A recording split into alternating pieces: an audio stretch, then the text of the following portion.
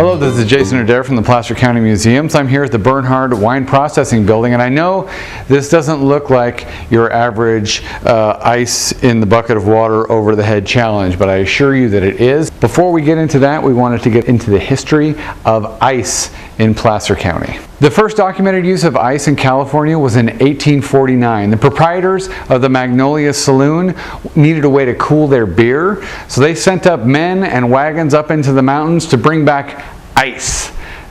But they came back with snow. Everyone who's ever tried to cool down a beverage with snow knows that it's a vastly inferior product to ice. But in 1850, they got it. There was a schooner named the Merchantman docked in Sacramento, filled with ice from the East Coast. Now, the Port of Sacramento said, come in, you don't have to pay to dock, stay as long as you want.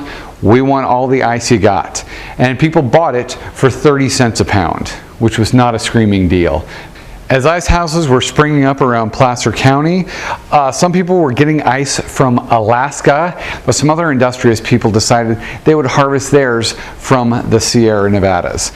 Ice harvesting really took off when the Transcontinental Railroad crossed the Sierra Nevadas in 1868. The first successful ice harvesting company in Placer County was called the Summit Company, and they started in the early 1870s. Ice plows, similar to farm equipment, would then cut the ice blocks, making multiple passes, each deepening the previous furrow. A 4-foot-long handsaw was used to manually separate the blocks.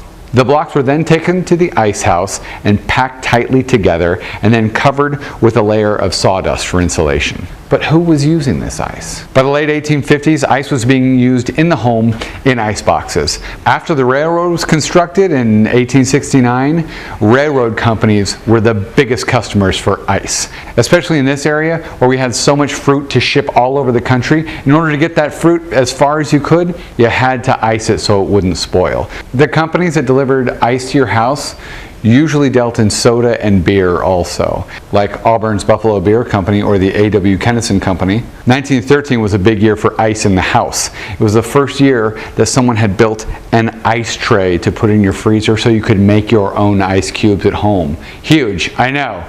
And then in 1953, the first automatic ice maker hit the market. And now you can pretty much get ice anywhere, just like this bag I have here that I'm going to dump on my boss in just a minute. Come along, it's going to be a good time.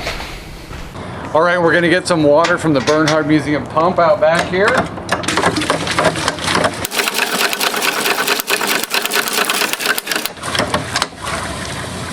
Oh, I feel like Laura Ingalls Wilder.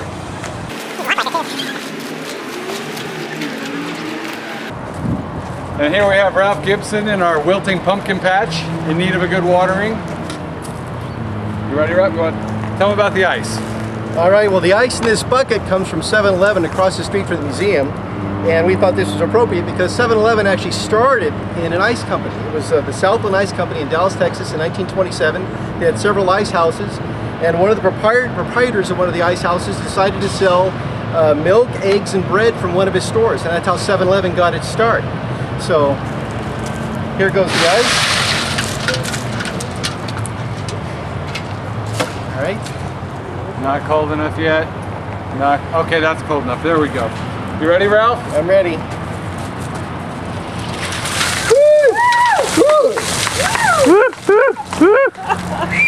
I challenge members or any member of the Placer County Historical Society and anyone from the Placer County Parks Division. Me too.